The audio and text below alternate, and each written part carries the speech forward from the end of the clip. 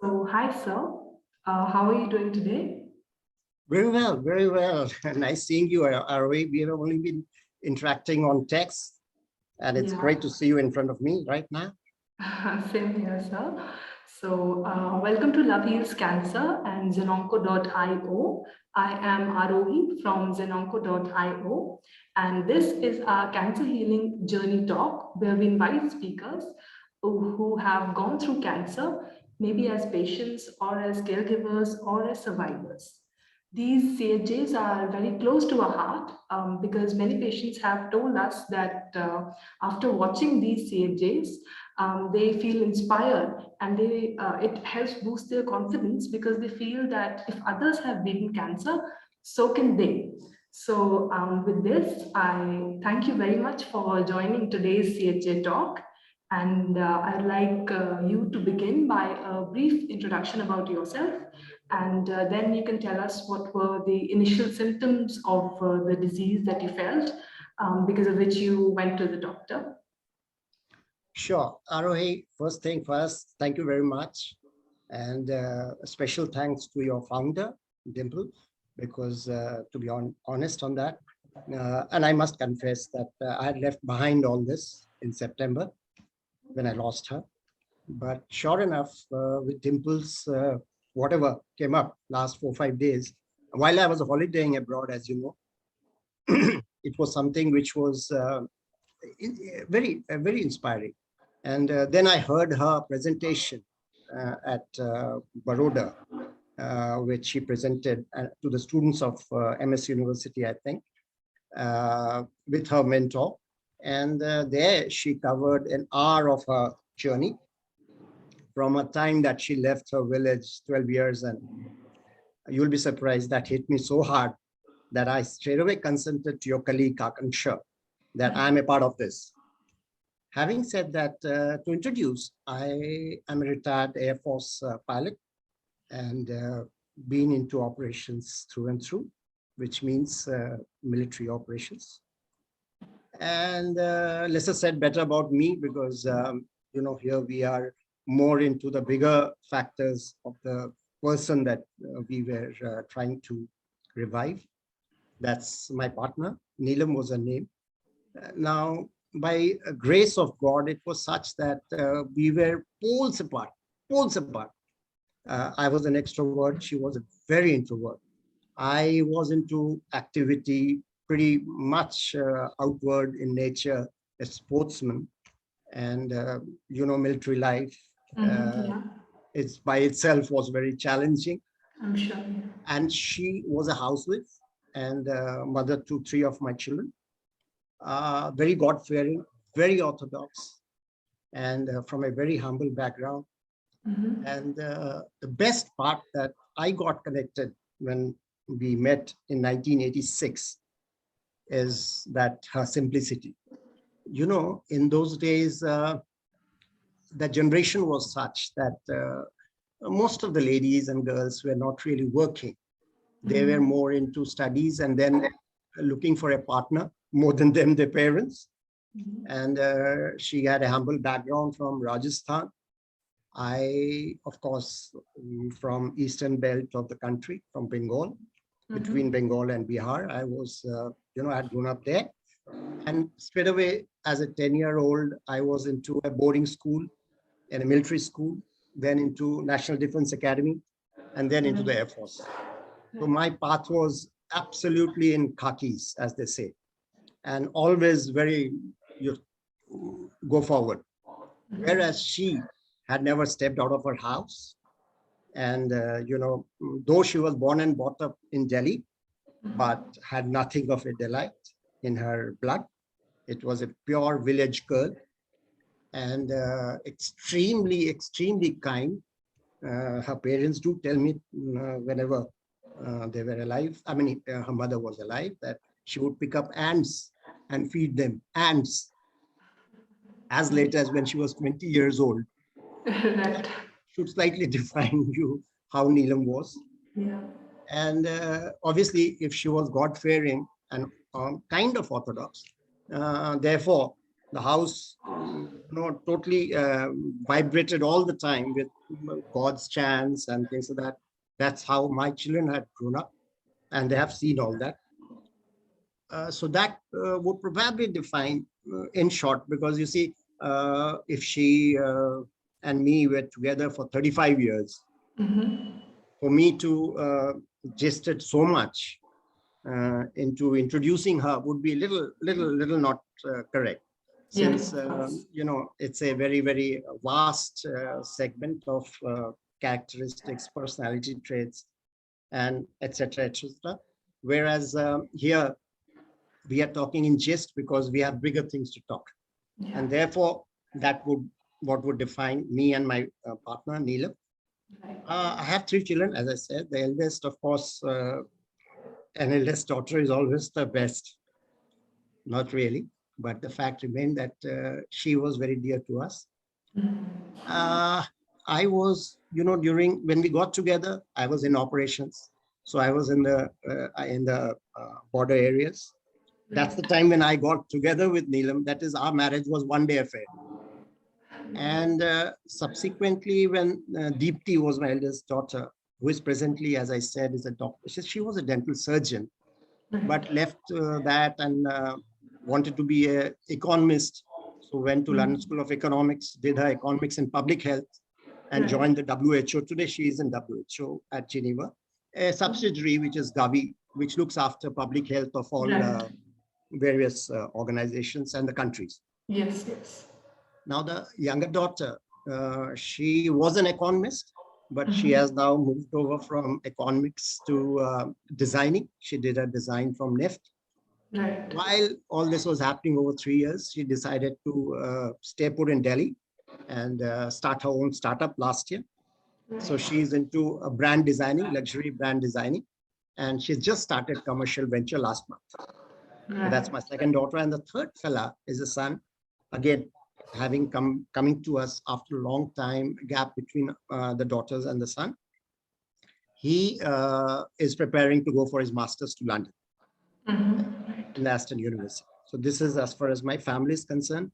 Neelam's father is alive. He's 93 years old and a very hard-working man. Mother passed away, after which she got diagnosed. So that was one. And my eldest daughter has a grandchild whose reference, or rather relevance in context, will come to you when we proceed through the talk. So this is mine. Right. Really, really good to hear all this stuff. I'd like to begin by asking you, what were the initial symptoms that you saw in ma'am, and what is it that that you felt that something is wrong and we should go to the doctor to get some tests done, get diagnosed? So what were those initial symptoms that you saw? See, Arohi, we got cheated. Why I say that? As I told you, after having retired, or rather I missed that, after having retired from the Air Force, I got into commercial flying. I'm a commercial pilot. I was 3 years back. And that obviously demanded me going around the countryside. And I then got into international commercial flying based at Middle East. So then I was doing that. However, as a commercial pilot, indeed you do that for the Air Force also, but as a commercial pilot and the qualification that I held, every 6 months, I had to do my medicals. So obviously, I and Neelam decided that, or rather I decided, as I said, I was an extrovert. She was an introvert. She was, her eyes, nose, ears, mouth, everything was me. So I decided with her in consultation that every time I do my medical checkup, 6 monthly, you do yours. And that's how it was. Why I say that to you, Arohi, should tell you, or to your viewers or to your listeners, that it can still hit you. Right. And you can still be cheated. Right.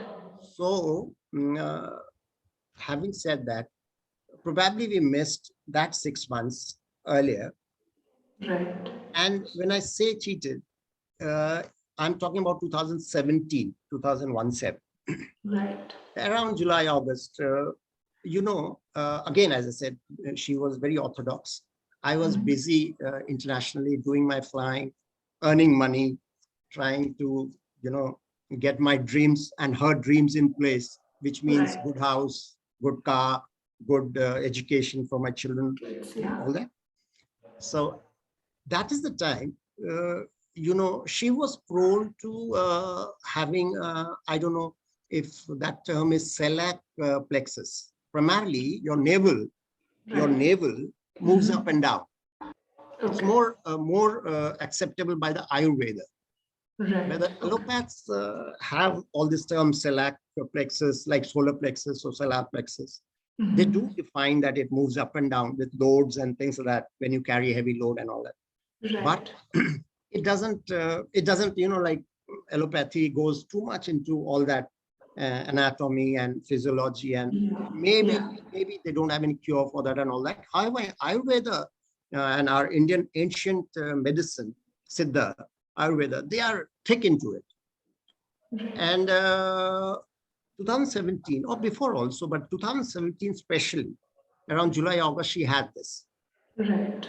तो जिसको हम लोग धरन कहते हैं इन Right. Language, धरन. Yeah. Yeah. तो धरन पड़ गया था, whatever. Now, as I said, I was too busy with myself and Right. extremely scientific in thought, me having been a science through and through, and she being an arts through and through. But she did manage to get it out of her way because she went, I mean, as I said, that she being from Rajasthan, Jaipur is her base right now, or rather was when she was here. She still has a house there. So Jaipur mein there were enough Vaids ji jo hote hain. Right. Right. Those people, they did something, and the pain had vanished like that, and everything was normal. So Right. that is where I got cheated. That was August 2017. So I came back from flying, and then she said, "Dekha, maine kaha na, kuch nahi hai. It is this." So and that was really marvelous because when I left her, and my tenure, I used to do about 2.5, 3 months of flying outside, and come back, stay about 5, 6 weeks. You would know from offshore pilots that that is what is the general kind of offshore routine when you fly for oil and gas. Okay. Right. So I'd come back for 5, 6 weeks, and I was very, very impressed. So I said, "This is too much, man. I couldn't believe that you will get out of this like this." So that's where was the seed, which I think I sowed. Anyway, 17 went fine. 2018. Now, in between, her mother, who was around 84, 85 years, she got bedridden in Jaipur. Right. Now, why I come to all this is going to be the final conclusion as to the reasons which, and established reasons, although 3, 4 reasons for which a person gets into this cancerous disease. Right. There are established 3, 4 reasons, and all this will come there.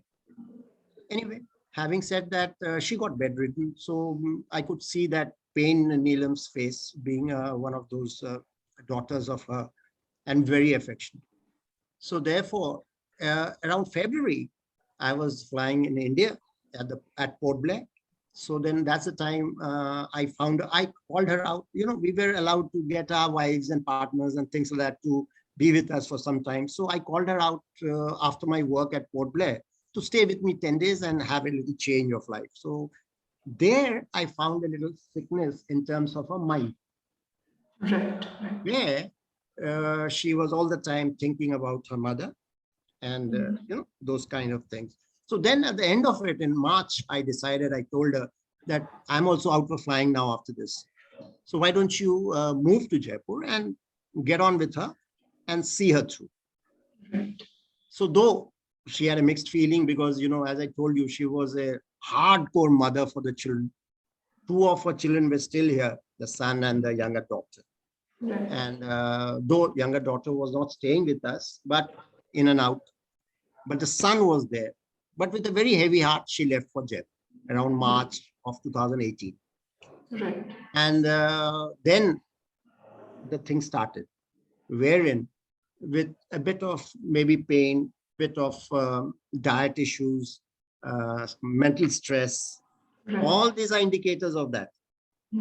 And a little pain, a little issues of quality of life, little issues of no exercise except lifting the mother up from the bed, taking her to the washroom, coming back. So again, the load and all that physical activity, no time for food, all that carried on. And then the mother passed away on 31st of May. So those 4-5 months.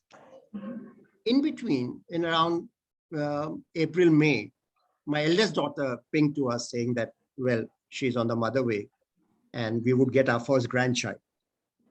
That's why I told you it will come in context. Right. So after finishing all the, Niyam Kanun of our post-death activities, she came back to me in June, 16 June, about 15 days after my mother-in-law passed away.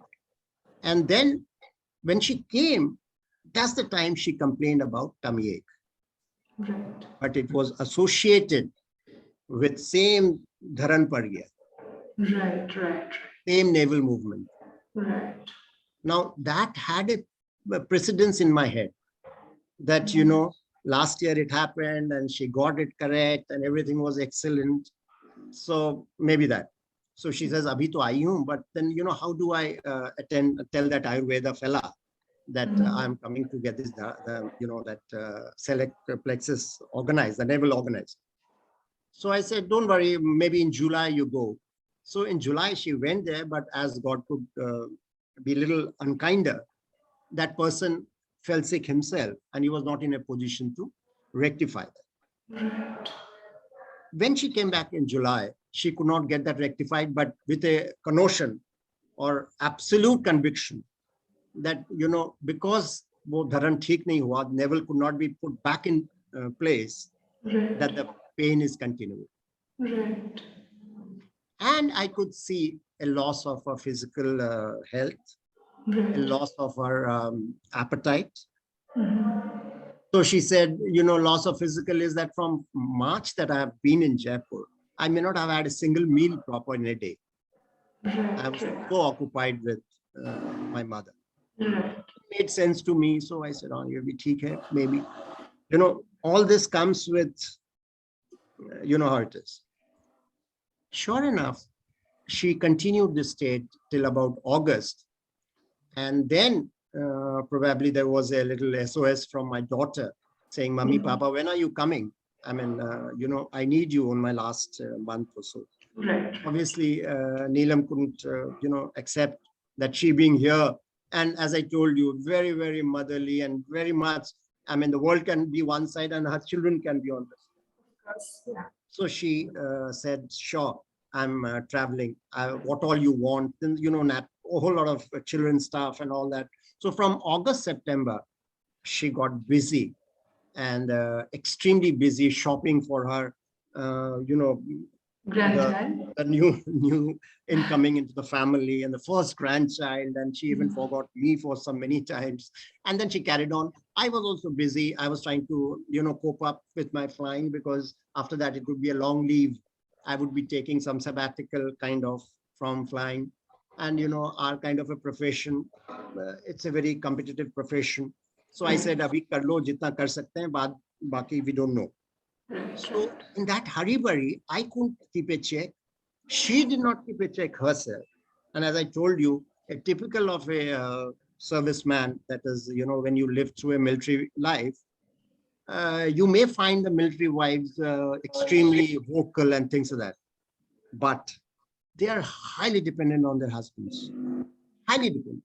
Because, for everything, they must take the lead, whether it's medical or other works. So one of them that she was, especially the ones who are housewives. Right. So she said, ye to hai, kar lenge, no problem. And then she got very busy. And then she left by mid of October, she left for London. That's where my daughter was at that point of time. In 2018, she was working ex-London. She had come there because her in-laws are from London. So she reached there. Deepti is my eldest daughter. She pinged to me again that, Papa, something is wrong with mummy. She is, she's not even, she's half, but with a swollen tummy and she's eating nothing. 1 week, 10 days have passed. Now, the due was supposed to be around mid of November. So the doctor sounded to her that likely the grandchild will be in by about 3rd, 4th of November. And my plan to go there was a week before, so around 7th, 8th of November. And sure enough, Neelam would say that everything is excellent. It's just that euphoric feeling and, that gumph of, kya hoga, how will it be, and all that is what is keeping me so occupied. And that's why I'm not feeling like to. And then, that excuse is always there, jet lag and Indian food. Yeah. And, Change of environment, complete change of environment from. Oh yeah. तुम भी नहीं हो, वो भी है, तुम भी नहीं हो. So how do you expect me to be happy and content? It's just that an overoccupied mind, stress, so much of stress. She said, "Mummy ke baad, I thought I will get out of it, but now I'm feeling so stressed. My first child is coming, grandchild. I hope everything goes fine. Is the first." Yes, I said, "Yeah, makes sense." So then I reached on 7th of November there. The child was born on 4th. And obviously I saw the child, but she came to receive me at Heathrow and with Deepti's mother-in-law. And I couldn't recognize her. So I was furious. I said, "What is this now?" She says, "Ghar to chalo, I'll tell you." So we went home and then she briefed me that from the time she has left around 20th of October, she has not had any food to eat. She couldn't eat. There was no appetite. So once a while, some, fluid and all, that's all. And I'm talking about 7th, 8th of November. So 20 days, there was nothing. And she says, I don't know, 3rd, 4th November, when the child was not born, I could continue take this thing, pain and all. But after that, the pain has increased marvelously, and I'm extremely in pain. And moment I eat something, I feel vomitish. Now that again was a big thing for me. And, quite unlike our context, medical context in India, there, the medical context is a little different. I mean, Saturday, Sunday is a religious day where people don't work, medical faculties don't work. There is emergencies are exorbitant costs and things like that. And like we have a multifaceted, hospitals. All the specialties could be in one multi-specialty chain. There, that is very limited. You would have gynecology somewhere, physiology, general medicine, internal medicine somewhere, something somewhere. So you have to keep, and all distances are 40 minutes. And when I say that, I mean at 100 kilometers per hour speed, 40 minutes. So those kind, it was a difficult thing, but all the same. And she had a history of UTI as well. Okay. So I said, she said, yeah, UTI hoga. Usi ke liye dard ho raha hai. So then we finally on around 13th, 14th of November, I said, now everything is finished.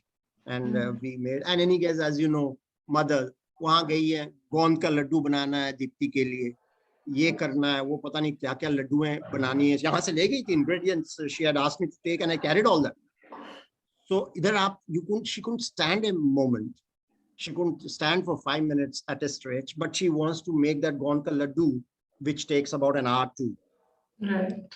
So around 14th, 15th, I couldn't take it anymore. A week after I reached, I went into a doctor. Deepti's batchmate was there practicing in one of those places. He was a urologist because he first got into a urologist to check on the UTI and liver function and all. So he did liver functional test and he said, no, liver is performing. UTI doesn't seem to be in the samples, but there needs to be some checkup. After all, there is a need to go in deeper.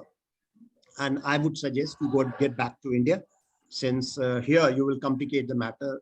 First of all, the finances and various things. So that was quite a decision because, she had gone there to stay there for 6 months. Yes, I had to see the child grow up, her daughter, that is Deepti, to grow up and get out of this, post 3 months wala period and all that and all that. And now she got extremely again stressed.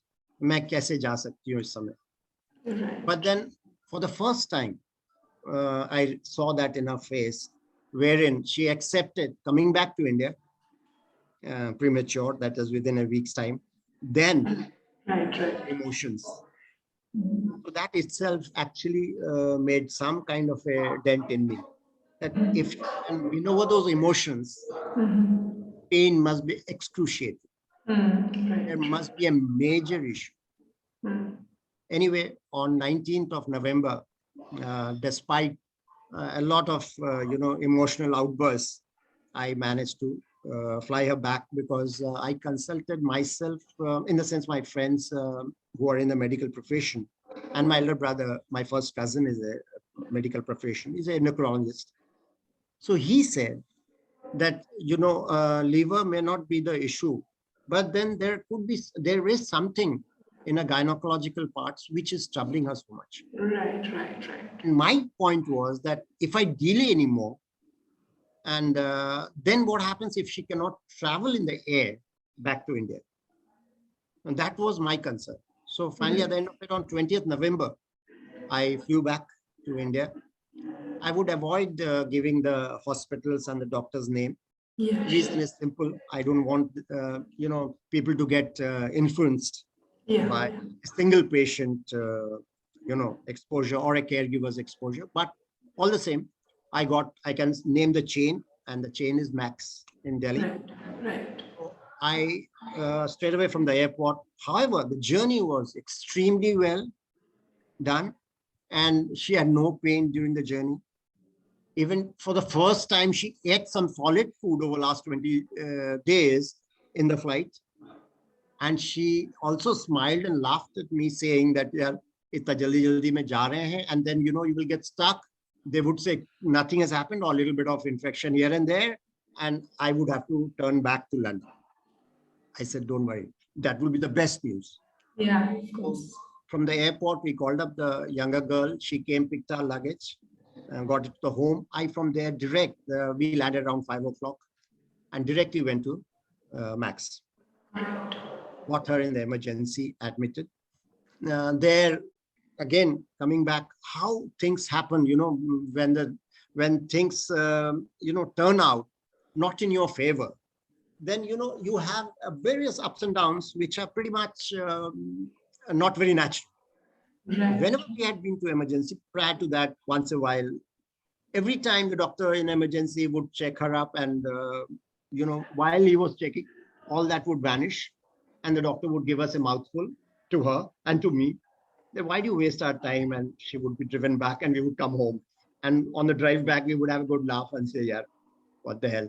So, jo bhi hai. So when she reached the emergency arena and she was under check, she felt that, pain has subsided and all that. So she told me again, this time they will drive me out.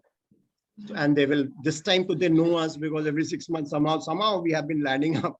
So that hospital we have been landing up, that's our patent hospital. So I said, yeah, don't worry, just go cool. So what if there's no pain? What, we go home and we get pain? So let's not go by this. Let's take a thing. So they went back, and by about 11:30 night, in case they took the blood and everything, but blood reports took time. So 11:30 they strolled her in for ultrasound. Right. And the first diagnosis was done in the ultrasound. However, as you know, in late nights, the doctors or the radiologists, or anybody for that matter, they are pretty junior, and sometimes interns as well. And specialists are not available. They're available on call. Yeah. So he was very hesitant to tell me. Why I say that is that, that's how things happen. And he said that, sir, I'll need to check it with my seniors, but what I see is not very conducive. So then I coaxed him, and he told me that there's a lot of fogging. I can't penetrate through that, but what I can see, there are tumors inside. and it's generally in the ovarian area.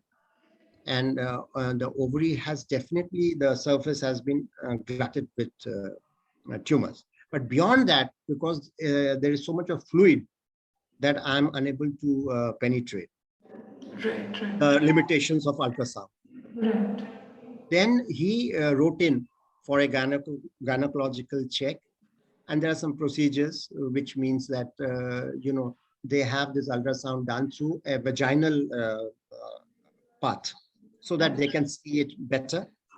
And also, there was a little proposal of a CT scan immediately, which could give a little more detailed stuff. The vaginal scan was, that is intrauterine, was said to be no by the gynecologist, because the gynecologist felt that it will be an unnecessary trauma on her. Better would be that we get a CT scan, and should then it not be seen or identified, then we go. So within them, they decided, and by 12:30, the CT scan was done late night, and it was confirmed. Not only confirmed, by then the blood reports had come. And as you know, CA125, the main fella responsible antigen for ovarian cancer, indicates 3540 is your limit, and it was indicating 1700. So then, and everything fell in place, and the doctor, emergency doctor, announced it to me that it's a cancer. Source is not known, primary source. It is some genital organ. The secondary source is also not known. So you need to come tomorrow to the onco department and fetch up on the oncologist. Now, if you ask me what was the reaction, my wife, Neelam, was still not convinced. She says, "ये लोग ऐसे ही बोलते हैं यार, बकवास करते हैं." I mean, you know how it is. That denial is always there. Yeah, of course. But by then, while I was waiting for all this, I was going through the kind of symptoms, so-called symptoms that ovarian cancer presents, and it fell in place too. All of them. And like I explained to you, and I told you the sequence, it will fall in place to you also, or to anybody who has studied ovarian cancer or is going through. Right. The diagnosis was made. Next day, we were with the oncologist. And that's where, when you asked me what was the reaction was plain simple. For a hardcore mother and a non-believer of actualities in life, a very religious person, a very simple heart, she said, "Yeah, abhi bhi bakwas kar." And for somebody like me, who immediately, because these days information is available in abundance, I tapped those information, got my friends speaking to me, flashed it through the night, flashed it to, fortunately, London and me were about 5.5 hours. Deepti was before me, flashed it to her. She confirmed, she analyzed, I analyzed. So I and Deepti were already on the same page. And next day, of course, with the medical onco, we faced her. Though I didn't take her, the thing was that she probably couldn't have taken that first shock. Yeah. And she always thought that, let this man be in front and let me be behind, let him take the shock. So I met the medical onco, though she was in the waiting room. And the onco, I remember again, no names, excellent oncologist, medical oncologist. She said that, "Where is Neelam?" I said, "She doesn't want to face you. She wants me to face you and then take it forward." That's how the diagnosis was. So what all treatments did ma'am undergo? Okay. Now, Arohi, it was like this, that as you know, like straight away within a day two of little more of, investigations, which would mean biopsy, which would mean those things, histopathology. So those things were immediately ordered for. I was very lucky to meet a surgeon, oncosurgeon on the panel in the same hospital, who happened to also be from the ex-Air Force. He was an ex-Air Force and in one of the best research hospitals of India, the research and referral in New Delhi. So he was heading the oncology there. He was the head of department. Right. And then after, as a post-retirement, as a commercial venture, he joined this chain. And he was available there, right there. So we had a community, and when we shared, and when he saw my rank, as I said, I was a group captain retired. He was also a group captain retired. So then he obviously fell for it. His name had traveled a lot in the oncology kind of, though he had spent just 3-4 years only in the civil sector. But he had a very brilliant past, educationist by kind of, other than a surgeon, educationist. So he advised me that let the biopsy be there. I would personally check the biopsy, since that was also his, gynecological oncology was his specialization. And he had taught in organizations like Armed Forces Medical College, or India Institute of Medical Sciences. Right. So he had taught there as a professor. So notwithstanding his hand abilities, but his knowledge and, obviously anatomy and physiology and all were so much, absolutely there. So he said, I'll personally see how we can approach it. So the medical oncologist was also on board. It was a lady oncologist. So then both these people, in the best prudence and after discussing, seeing the biopsy, he decided that we should go for neoadjuvant. So neoadjuvant would mean, the general term means that, there's too much of fogging for the surgeon to straight away go for surgery. So what he does is he uses 3 cycles of chemo, conventional chemo, to reduce the tumor load. Right. So the fogging goes, and then he can cut open and do cytoreduction or whatever is the best for him. But that was the decision we took. So our first decision was that we will do 3 chemos, which started immediately in December. 5th December, I started my first chemo within about 6-7 days of arriving at the hospital. So we ensured that everything ran like, in jet speed. And 5th was our first chemo given with a cycle of 21 days cycle. Standard conventional, carboplatin and paclitaxel, the platinum drug and paclitaxel. That is the standard first cycle drug world over. That was given. That was given for 3 cycles. And then was the surgery plan.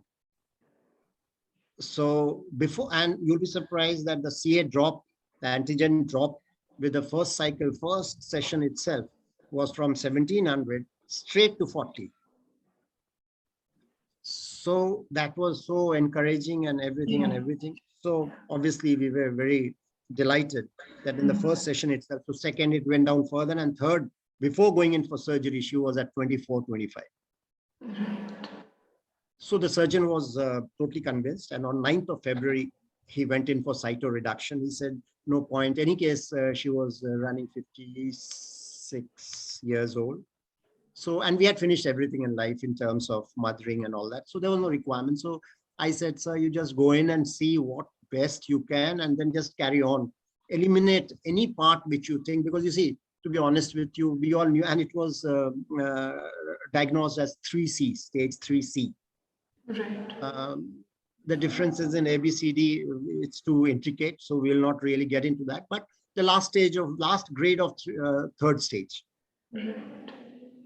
Now he did removal of all that, which includes uterus, ovary, fallopian tubes, some pelvic glands. Some glands had to be taken off, some flap, vaginal flap, and those kind of things had to be done. He did. And the best thing was that not a drop of blood was needed.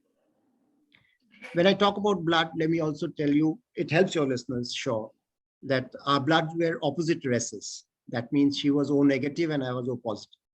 Right. So that itself spreads a bit of, sensibilities, wherein to get a O negative blood is a very rare blood. Not today's time, but by and large, it is Yeah. difficult to get a negative Yeah. blood. Yes, it is. So there was not a drop of blood needed. The surgery was absolutely as per plan, except that the time needed for the surgery got extended by 2-3 hours. Reason being that he said, I found so many things around the lower portion of the pelvic. I said, if I leave them, especially in the lymph glands, lymph nodes, sorry, in the lymph nodes. He said, if I leave those in the lymph nodes, then it is likely to spread from the lymph again through the lymphatic fluid into the organs. So he eliminated one odd lymphatic, whatever you could see in the lymph nodes. He got that. Then he was very, very smart to take off the appendix also. Though appendix was not infected, but he, on his prudence, he did that, which you'll be surprised is a major thing, because finally that short thing doing nothing good for you still has a burden at a later time when it metastasizes. So that it did, and we were done. On the 4th day, we were home and ready for the next 3 cycles of chemo. So we finished chemo by April 15, 3 cycles. So that was our first line, which we finished. Why I took so much of time to explain to you this first line, that it gave us so much of confidence that, you know, the CA, the antigen is showing you so low. Right. The surgeon said, and you know, the best, apart from any other test, the best sight is from the surgeon who literally sees all that. Right. So therefore, he also did his best and everything was moved and we were quite comfortable and comfortably placed. Now this was the, and presently, of course, I'm only talking about the allopathy. Right. I will take it in phases because the second, unfortunate, there was a relapse by August, September. The relapse in the sense that the CA, you know, you had to do the CA every 2 weeks. I would do it. I would do it in my, though it was advised a monthly, but I would do it on the quiet, because though it wasn't advised and it was advised against because it causes, but I did it.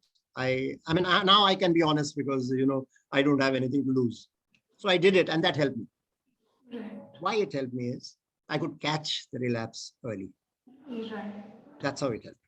And later also it helped me through and through these 3 years of doing things, some of it a little against the advice. I don't advise to take that advice, but that's how it helped me to catch the thing early. So around September, I found the CA rising. And by October, it had risen past and rising rapid. So that's where we discussed the matter with our onco. And, you know, we were just cutting fine. As you know, I mean, your listeners would know, or your patients would know, or the caregivers would know, that 6 months is the period, which is for platinum sensitivity.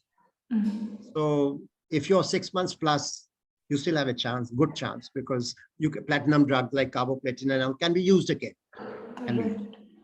But if you're anything below 6 months, then you're no more platinum sensitive, you're platinum resistant. So therefore they have to take that drug out. And if you take that platinum drug out, the drug as of now today in the world available is very, very, you know, may not very efficacious and things like that. So having said that, we were just cutting fine 6 months, plus minus a week. So the onco in his prudence or in our prudence decided we go for platinum. We branded her as platinum sensitive. And we gave in again carboplatin, but we extended it, the second one, by a little stronger dose. I mean, that dose is known as a red drug. It's the only, is the most toxic chemotherapy. Is known itself as red drug, which is lipodox. So lipodoxin is the drug. So combined with carboplatin, but my onco felt in her prudence that let's introduce a element which is kind of a maintenance drug, which is known as bevacizumab or Avastin, which probably works as a VEGF. It's a little technical, but it works in terms of blocking blood flow to the cancerous tumor. So she felt in her prudence that alongside we should start this also, because we are just about cutting 6 months, not a very, very good sign. We had no choice at that point of time, but Neelam for sure said, "These are yes, ab kuch nahi hai. Don't worry, this will all be sorted out." Why I repeatedly keep telling you this, that she won't just believe that things aren't good. She won't believe. That's probably the most difficult thing for when you're diagnosed with something like cancer. Yes, and she just won't believe. And my daughter then would warn me like hell, my daughter, that why don't you tell her what is facing us very soon? And then, of course, the doctor started telling me in person that now things are bad. And so then then the obvious question is, how much, how long? So they won't give you a figure, as you know, but sound you saying 2-3 months, maybe, whatever. So I told my daughter, she says, yes, that's exactly what. And then by then she was doing too much of studies on it, even me, but then she had a better sense of grasp. I was nowhere near it, but yes, I mean, with due regards to Dr. Google, which most of the doctors are against, the information on the anatomy and things like that is enormous. A caregiver must know the anatomy upside down to understand what the doctor is probably planning, because the doctors don't have that time to give you. Yeah, of course. Their load is too much. We all know in Indian context, load for a doctor, and it's many a time, thankless job. So to bug a doctor further, that what is this you're saying? It will block the tumor, this thing, that thing. It's not really very conducive. But in the generation that we are in, or maybe most of my folks are in this generation, the information technology is such that you can reach the stars if you wish, which I did. And therefore, but Neelam won't accept. As I told you, she thought I was the face, I was her heart, I was her mind, I was her brain and everything. And this man, if he's there, nothing can happen. So very many times she used to boldly tell, of course, she got into closet. As usual, you know, when such people get into this, they stop social interactions and all that. They find it not very comfortable when somebody says, "Arey, cancer ho gaya, aapko kaise ho gaya? How you?" She never said, "Why me?" She got bothered that people will say, "Why you?" How will I answer that? So a lot of my folks in my group, in the NCR group of Delhi, they said, why me was a major discussion. I said, you know, for my wife, she's not why me. She's bothered about those people asking why you. That was one of the things that I wanted to tell you that. So anyway, she got into that second dose. And with that, I introduced Ayurveda with the second line, because the first line, obviously, she lost all her hairs and she went pale. The gastric thing started. She was already diabetic about 2 years before diagnosis. So obviously that again started fluctuating her diabetes. And I then parallelly started. So the side effects of the chemotherapy on the first line was massive. And especially she had a bad days, which most of the cancer patients have of chemotherapy. They have all, that's why I say each one, each way. There is no one kind of a, you know, reaction to any drug or results or you name it, side effects. They're all different for ways. By then the peripheral neuropathy had started off, a lot of pain. As such, she was slightly prone to varicose veins. So the peripheral started off, the peripheral pains, naturopathy. So that in the nerves, I had to do with, I started naturopathy for that. I went into Ayurveda. Ayurveda, unfortunately, combined with Siddha. It's another little, you know, study, medical study of South India. The thing was that the drugs were very sweet in nature. So they would spike your blood kind of things with glucose. Now that was harmful for her. So I walked out of it and I started my own Ayurveda, which would mean that Giloy, which is very popular as an immunity builder, uh, Tenaspora for your listeners, Tenaspora. And incidentally, I learned from my onco that the Giloy roots are one of the ingredients in making, though the chemo drugs are not made in India, but the research papers in the clinical trials say the roots of Giloy is one of the ingredients of paclitaxel drug. Right. So, she also kept giving me this, and she was extremely different than normal oncologist or any doctor. She would say, sir, please take Google.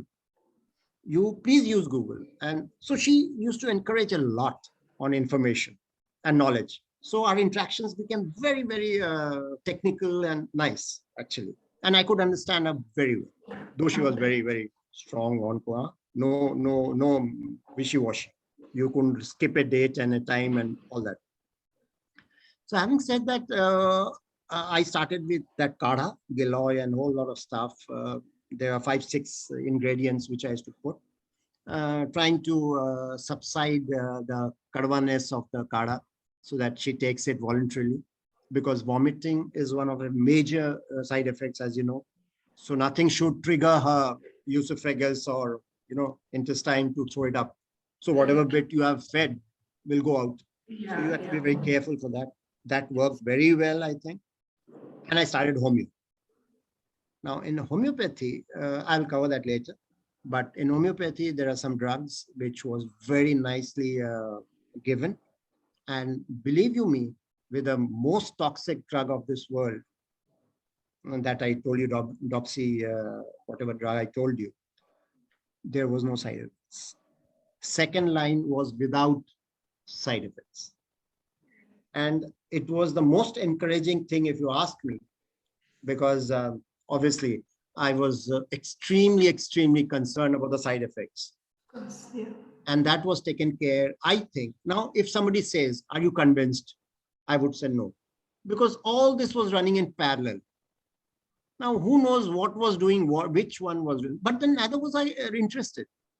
I said, how does it concern me, which is, doing the trick? Exactly. I'm interested in the end result. And the end result was she went through the second line. Excellent. At that point of time, there was a new innovation, not really new that time, but lesser expertise in India, HIPEC. Now, for all this peritoneal studying, because unfortunately, ovarian cancer doesn't stay there. It travels, and especially it travels in the peritoneal area.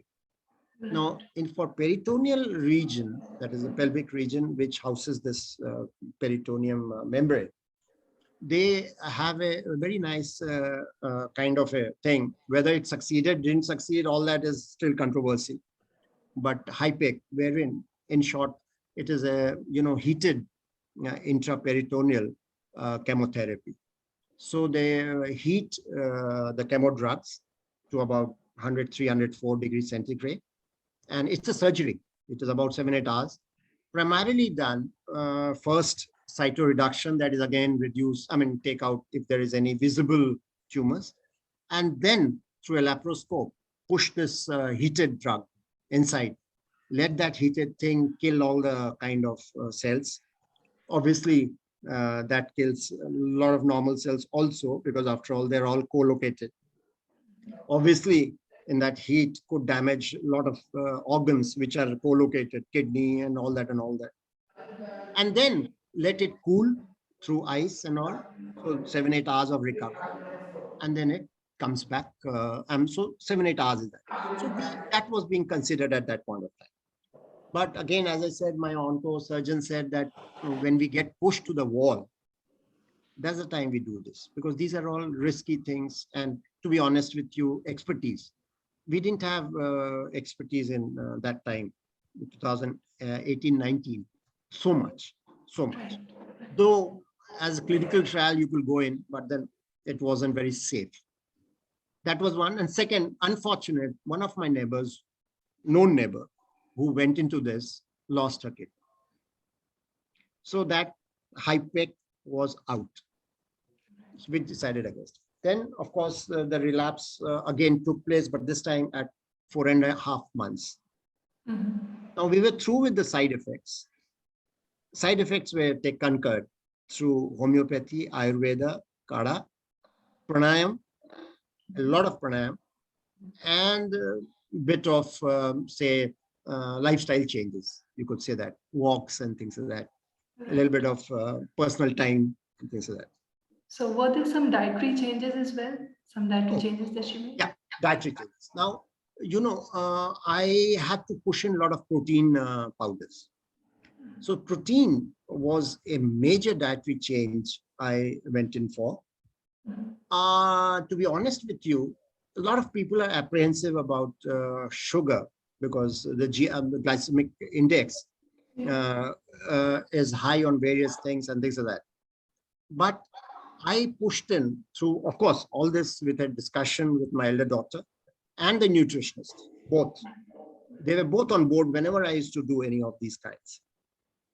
And if you push in fiber before you push in any of this, because you see, satiety is very important.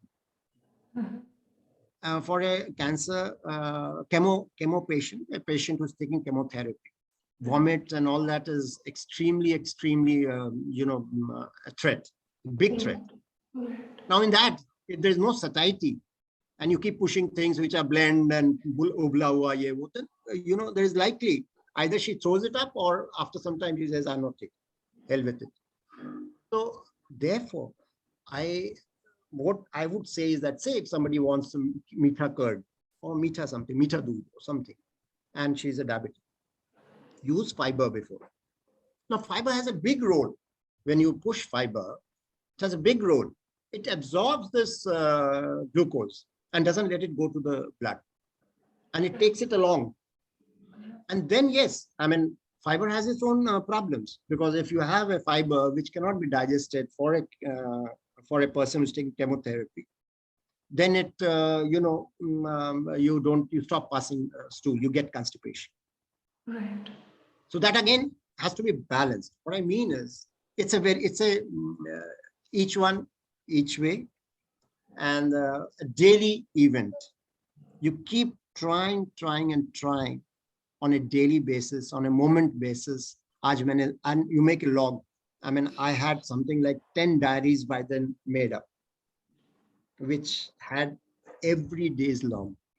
I gave this happened. So therefore, I can reduce this and I can do this. In any case, I left everything and I left flying and everything. I was 24/7 with her. And I think more than I deserve. I need to do that. So I did it. And my standard dialogue was that you did this for me for last 32 years. And for me, just a year. I still have 31 years to go to do the same. So it's a give and take in life. So as simple as that. And that I still recall a smile, a huge smile that she would give and say, you and your dialects.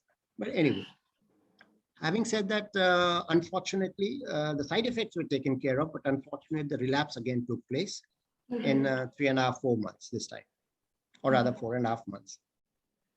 But in prudence, again, it was decided that we would go ahead with platinum sensitive kind of drug, and which would mean carboplatin again, combined with something else.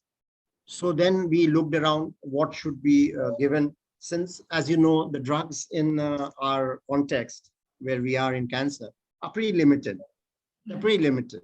Yeah. You may try in other faculties, but if you talk about allopathy, the chemo drug per se, it's just about 4, 5.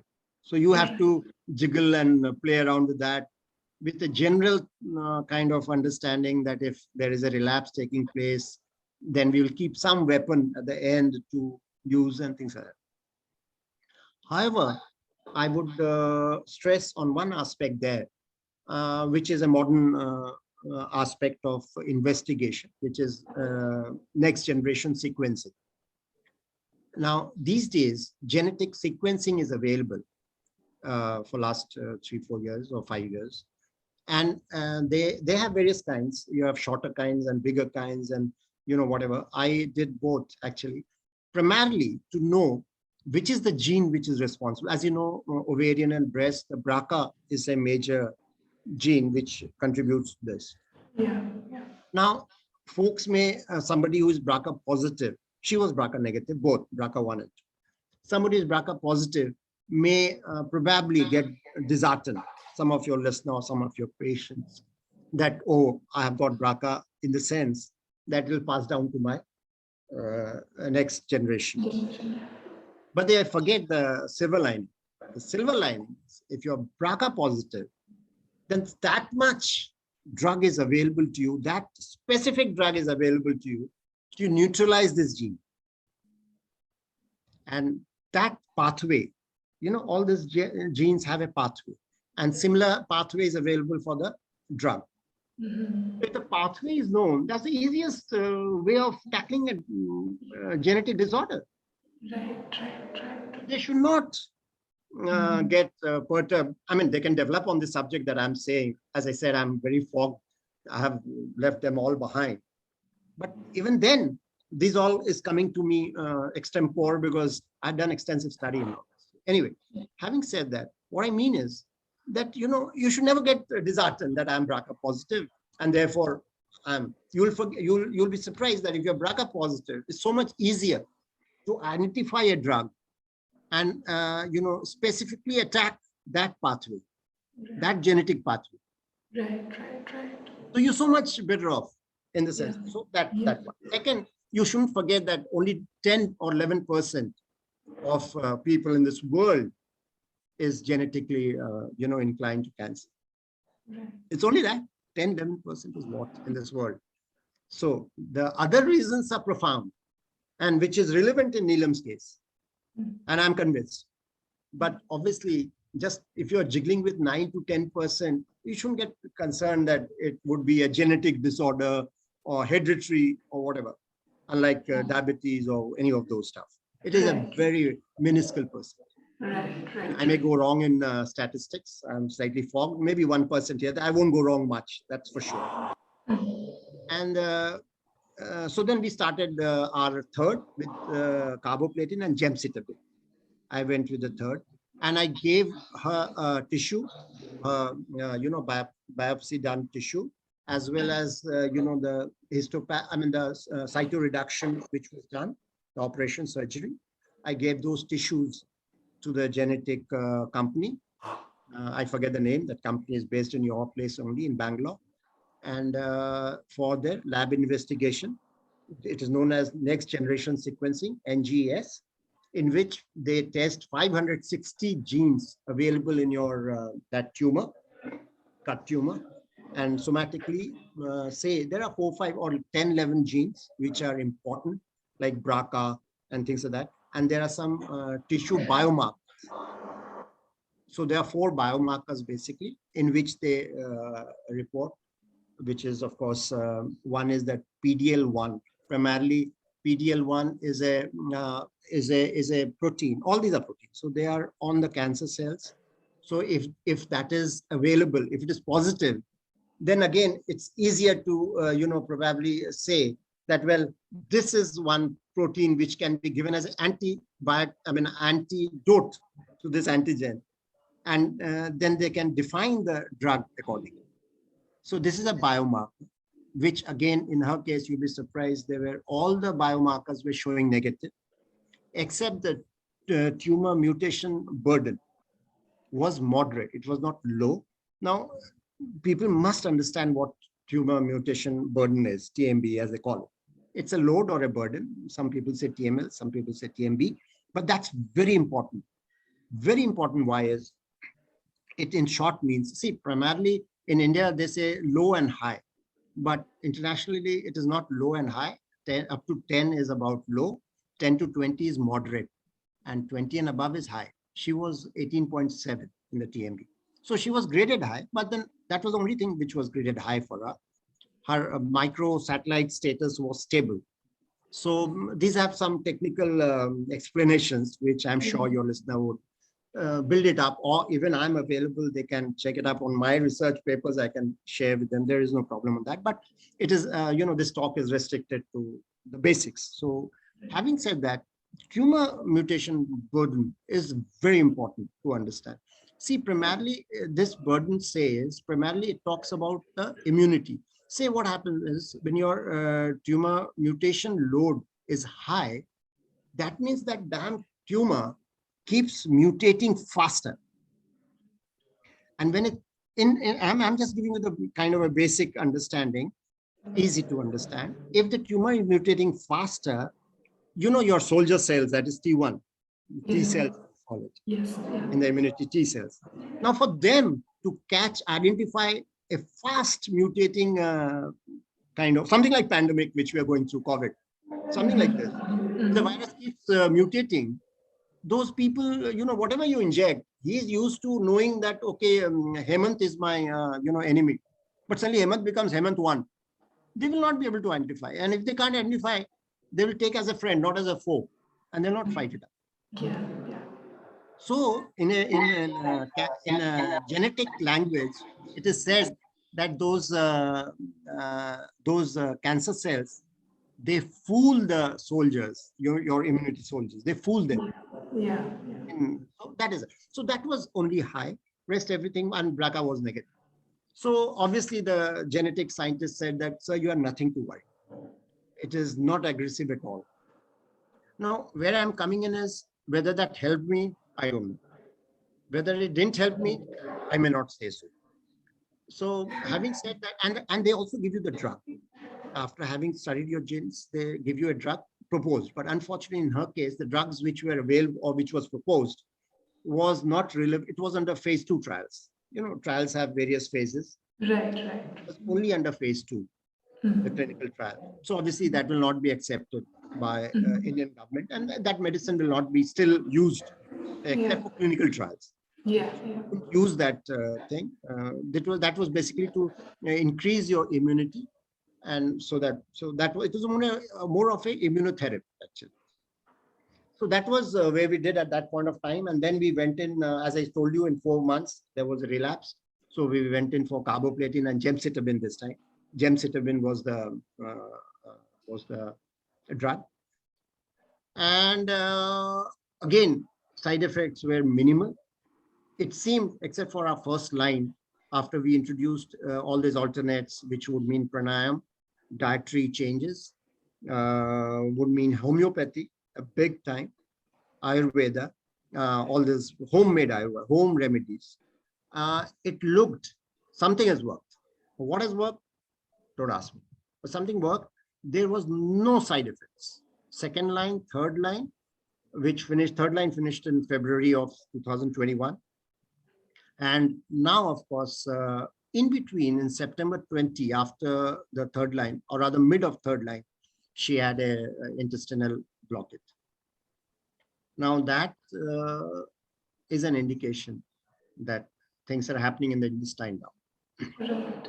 And as you know, it travels. I mean, it doesn't stop. By then, they had extended it with the second line. They had extended it to phase 4. So stage 4 was spoken about. From stage 3C, it was upgrade to stage 4 by second line. And they have reasons to that. It's laid down in their protocol that this and after this. So it was stage 4. And that blockade took place, but you'll be surprised, in 5 days, that blockade got cleared of its own, doing nothing. So again, Neelam won over the arguments with me, that he says, "Maine kaha na, this is all bakwas. Nothing will happen to you." So we came back home, same hospital, we were there. Unfortunately, thick into pandemic, September 2020, and thick into pandemic. So huge problems, but you'll be surprised, for with all that, not once she was COVID positive, or even me. Whereas we have dined with COVID patients because there was no space in these hospitals. So we were staying together. We're doing everything with them. And you know how immunity or immune compromised is a chemotherapy. Cancer patient. Cancer patient, how, because of chemotherapy, how immunocompromised they are. And they were sharing almost the same kind of vicinity, maybe not even half a feet, because there was no place for beds in these hospitals. So you can imagine with all that, and me sitting there all the night by her bedside with the COVID patients, nothing. So all the same, these are some positive vibes that I had. And therefore she said, Dekho, 4 din mein I came back home. And the reason for coming back, as far as the doctor was concerned or the onco was concerned, is not that she was fit. It was because there was no bed. And we are continuing at a bad COVID environment. So they said, you better go home. And when she came home, within 5 hours, the stool passed, blockade cleared, she started normal. So those things did happen my way. It was not always low. There were many highs through that. And the biggest high was that I was given 3-4 months. I have already logged about 2 years plus at that point of time, 2 years, 3 months. So I was almost quite happy that probably Neelam is right. Nothing is really happening. So by about February of 2021 again, she got into relapse again. Now this time through the relapse, the oncologist got changed, and again, a very fine oncologist, but he said that we would try some oral drug because most of our other drugs are almost over. We have just left one. We'll keep that as a last moment or whatever. And he was open to me. Unfortunately, the oncologist's own wife had passed away with cancer. So he was not only very, very, good at his job, but he had practical experience. And he exactly knew what I was going through because he was a caregiver as an oncologist, as a specialist. Yeah. So therefore, he was, we gelled very good. And he introduced a drug, olaparib. Olaparib is a PARP inhibitor. Basically, again, it blocks the protein which this cancer cell feeds on. A little different from bevacizumab, Avastin that I told you. That has a different pathway, which blocks the blood flow. And this fellow blocks the protein or denies the protein to the cancer cells. Olaparib, pretty much popular, but only for BRCA positive. This is where I was telling you there's a silver lining if you're positive. Yeah. Initially, or for that matter, till as late as 2020 December, the world had accepted olaparib and the clinical trials only for BRCA positive. It's only in 2020 or whatever, mid or whatever, was the trials carried out, and it was accepted for BRCA negative also. So when I reached that stage in February 2021, olaparib was accepted internationally as a BRCA relevant for BRCA negative also. Otherwise, the oncologists were tied; they couldn't even prescribe it. It's a restricted drug, so they couldn't even prescribe because they are tight on that. They don't have a license to practice that. Right. So it was opened up for maybe by Providence, and February we gave that for first 1.5. Actually, now olaparib has a serious side effect issue, especially for the first month. And I was briefed for that, and I was ready for it. But anyway, that time, none of these alternates could work. By then, she had already lost half of her health. So alternates were not really working, and olaparib took its toll. March, April, olaparib took its toll.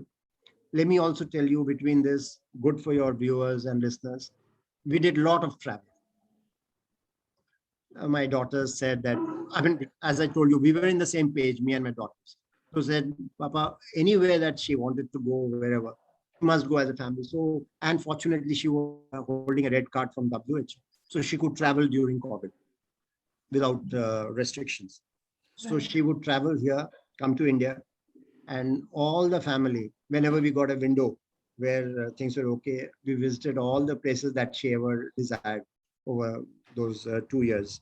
And she was, but that's different that she may not have enjoyed it so much. But by and large, we spent a lot of traveling time. I just wanted to put it in the context that, that made a lot of difference because, she could travel. She was nice, but maybe she dropped down by the afternoon, evening. Her energy levels were so low that And even my onco said that that is a very good therapeutic kind of a way. In any case, I could see that things are getting bad in her health. So having said that, olaparib took its toll, huge side effects, and we tried our best. But somehow, in April, as I said, 2021, she fell off from olaparib. We took a drug holiday because she was not very happy and she was not wanting to cope up. So we took a drug holiday around April and for a month. But by then, CA started rising like hell by about May or so. So in the prudence, doctor said that now we'll use that last weapon. So in June or so, 2021, we tried using, a drug which was slightly which was modified. It was basically something which was modified. Fourth line was modified, and it said it is known as paclitaxel, but a modified version, which is known as NAB paclitaxel. And obviously, they could not give any platinum drug because platinum drug, she had not finished 6 months. So she was no more platinum sensitive. So it made no sense. It would only ruin her and do no good. So they only gave a single agent first time, NAB paclitaxel. She started with that.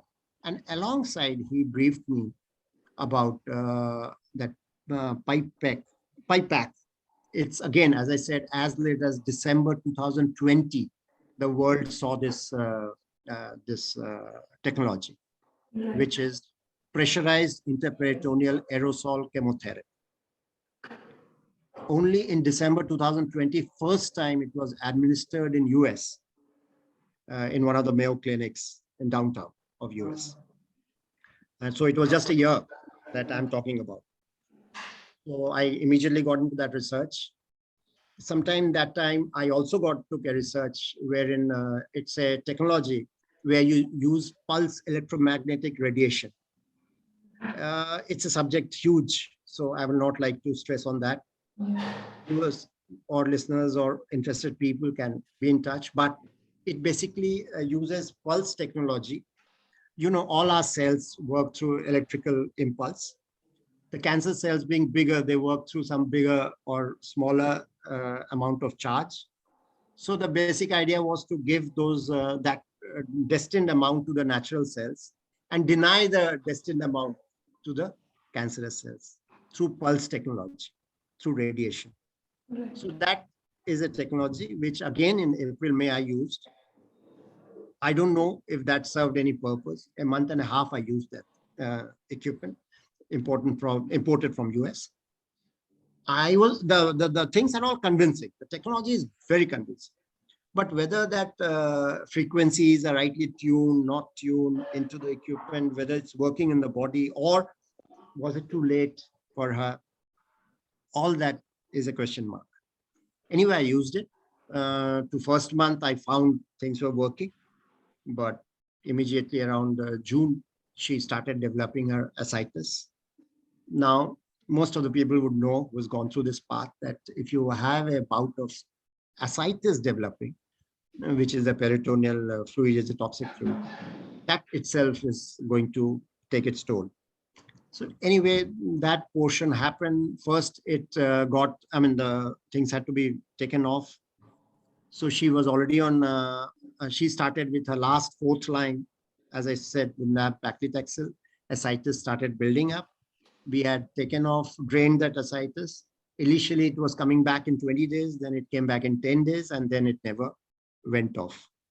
So by about August 18th, we got her admitted. Same pain as blockade pain as a year back, 2020. Absolutely 1 year approximately. And with that admission, she went through all that and all that. The last part, that was around 26/7, the pain was excruciating. So we started her on morphine. Right. The principle being no pain. That was the principle. But God was kind. Despite weeks of morphine, organs were holding in the investigations, all organs. KFT, LFT, everything was holding parameters. Creatinine level, liver enzymes, everything was holding. No pleural effusion. I mean, there was nothing in the lungs. They travel very fast. Nothing in the lungs. And nothing in the heart. Everything was excellent. So having said that, on 27th, 28th, when we started morphine, PIPAC was the one which was spoken about. And I got a PIPAC surgeon. So he was ready to be on board. So we discussed with my onco. Onco said, yeah, I mean, that is the last attempt. And as I told you, Neelam was diehard. She said, anything on this earth, I want to live. I said, they will cut open your whole body again. She said, let it be, but I want to live. So, and I can assure you that till the time you're there or whatever, nothing is going to happen. So she, instead of me giving her care, she was giving care to me. I mean, it was I mean, that's the truth, actually. But then maybe I had got exposed to the technology, so I knew exactly. So we were ready for PIPAC on 1st of September. But, pre-PIPAC, we do a CT. And the CT scan spoke terrible about the intestine condition. The bloating, which wasn't there when we had decided about PIPAC just 3-4 days back. In these 3-4 days, the bloating was so much that the surgeon said, the basic thing is that they put in trocar. There's a pair of trocar which they put through lapro. It's a tube. And in that tube, they sink in there all their camera, everything inside your tummy. And then through another path, they push in this aerosol liquid through a, they make it a mist inside. So what it does is, and that has the drug in it. So it doesn't harm any of your other things.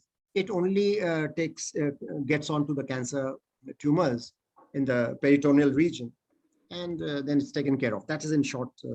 It is different from HIPAC where there was heated thing. This is no heat here. Right. It is aerosol mist, which takes care through a laparoscopy. So there's no major surgery. But unfortunately, he said that with this bloating, if I push the trocar in, it may burst. So then if it bursts, there is a problem. So again, PIPAC got defeated. On 3rd or 4th, with no PIPAC, with nothing, pain going haywire, absolutely. Morphines, almost earlier it was 4 hours, 3 hours, 2 hours, 1 hour, every half an hour. So heavy dose and all. So then, but still she was in sense. Then I spoke to him. He said, there is a thing which we can do a surgical intervention, which basically, in the colonoscopy, what they do is they try and they get into your colon, outer level of your colon, and see if there is a space. If there's space, that bad colon part, they cut it out and they shorten it and put a stoma bag. So that when your waste product comes, instead of going through your rectum and all the normal process, it comes out into the bag, which is put outside. So that thing. So therefore, that would take care of the intestinal, the blockade and all that. And so he says there is a thing, but I don't know if she's fit and to take the anesthesia. So on 1st, 2nd, this happened. The anesthetist came, put her to pre-operative checks, and she says she just can't. There is just 10% chance of a survival. And the surgeon said that in any case, this will not give you a span. It will only give a little bit of quality of life. That's all. Wherein, the pain would be slightly not there because the blockade would be taken care of with the excreta being thrown off. So my daughter was already there. So she says, so I, of course, was two minds. So I went and explained this to Neelam. She says, so where is the doubt? Why doesn't it happen? Why doesn't it do it? So I said, yeah, don't you see 10% chance, the anesthetist says, and there is no benefit. It is only, the surgeon is saying that quality of life will improve, but that also, if I finally succeed, I may not even succeed, seeing the CT scan. So she said, what is the percentage he's saying? So I asked the surgeon, what is the percentage you are saying? He's not the same surgeon, not my earlier surgeon. He says 5 to 6% of success. So I told her, and in front of the surgeon, she said, even if there is 1%, it's better than taking this pain and lying down on this bed at that point of time. So when I went back to the surgeon and he said that, yeah, she's so adamant. Why does she want to live? I mean, which is not even sure that she will survive my OT table. Why I say you this all is that look at her just to live. You know, she said, everything, you cut me down, but I want to live. So then surgeon said, ठीक है, ऐसा करते हैं, आज तो OT table नहीं मिलेगा. That was 4th. Let me give it a day. 6th we'll do the research. Let me discuss with my other friends because most of the people are against me doing this. So I went and told her that he's asking for 2 days. He says, what? And that time she could speak because she was not on ventilator and also she called for him. They were pretty friendly. So she called for him and said, why are you fooling him? Why can't you do it today? Why 2 days? You mean to say I cry with pain for 2 days and finally do it? So when you can do it day after, why can't you do it today? And who is telling you I'm signing? He's signing. What is your problem? The surgeon got so moved that in half an hour, he called for an emergency surgery in the same hospital. But anyway, the chapter got turned. He took her in. She waved at us and said something. I said, look at this lady. Even now she feels that she will come back. Unfortunate. It was supposed to be destined for 3 hours. It just lasted 40 minutes. When he opened up, it was all glutted. He said, there is not a place where I could cut the intestine. It was all studded with things. So I couldn't even cut. So I had to just stitch it back and that's it. But unfortunately, she cannot now recover. She has to be on ventilator. All organs have failed, kind of. So then she went into the ICU, spent 7-8 days. Believe you me, from a ventilator, she moved to tracheostomy. Everything. She lost her voice, yes, but everything was going very nice. We started a liquid diet on 11th of September. Why I say this repeatedly is there is still enough chance. Even now there is enough chance, but unfortunate few things. And ICU in pandemic time, you cannot visit all that visiting hours restriction. 11th September, she unfortunately was cleared for liquid diet through her tube. We had a jejunum tube. Till the jejunum, we had put in a tube for feeding. So in that, unfortunately, I think the extra fluid was put in a little more than what she could take it. She threw up with a vomit.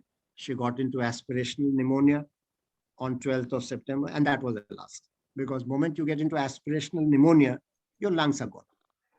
So now, whatever chance of her getting out of ventilator was sealed. On 17th, 18th, she, we used to communicate on writing, whatever time, half an hour we got in a day to visit her. She would communicate, she says, home. So on 17th, 18th, I erected an ICU at home, September. That was excellent decision. I see it in retrospect. And even that time I saw it. When she came home, she, in one day, of course, I had to, on the economic issues are very high. When you erect an ICU at home, I did that. The moment she came to a room where she used to sleep, she started smiling. Everything was excellent for those 5-6 days. But as destiny could take it, she went into sepsis, organs failed, and 23rd September, she said goodbye. The journey, per se, was fulfilling because against 5-6 months, we took it right till 3 years. And we lived life like anything during those 3 years. So we had high, lows, no cribs whatsoever. But so that was the journey of medicine. So finally, I'd like to just ask you that if you had to give a message to other cancer caregivers, so what would that message be? Never lose your hope. Avoid saying sab theek hai. And feel attached. It's very simple for me as a caregiver to speak all that, but very difficult for the person who is going through it. Understand that. anything that you say as a caregiver is going to multiply in its effect. So be very cautious what you speak in front of her, in front of the society, in front of the family members, and go by her choices. Go by her, his choices, whatever, depending upon whom you are giving care of. Their choices becomes most important. For example, a lot of people did tell me that, why don't you share this with your friends? It'll lighten up. But she said nothing to it. I don't want this to be shared. Matter finishes. Give that, respect that, respect that. She said, I'll not join this cancer NCR group of yours. You be my face, you join and you come back, because I can't take this, people saying, oh, kal to thi, aaj nahi hai, all that. Respect it. I respect it. A lot of people went anti. What I mean is that don't go by what people say. Go by what you and your partner or whosoever you're giving care of, you feel. And with that, don't start analyzing too much. Let her wish or his wish be your wish. And lastly, of course, each person, each cancer patient, each cancer, because it is at DNA levels, and all of us are different by DNA, none of our fingerprints can ever match. Yeah. If that be true, how do you expect that there is a single stake, single drug, single this thing to take care? So don't go by anybody else's, life stories or tales or all. Listen to them, but process it with a major factor that each one each way. Right. That's all. So thank you very much, sir, for such a detailed explanation of your journey. I'm sure the people are going to really benefit from it, because the detail in which you went, it actually shows that how much you researched while ma'am was going through this journey. I did. Yeah. I did. Yeah. And of course, what happens is it is all fogged. It is terribly fogged because I wanted to leave it behind. And truly so, I wanted to leave it behind. But then, as I told you, it is simpler said. But when I learned your founder's journey, it was so inspiring and it moved me.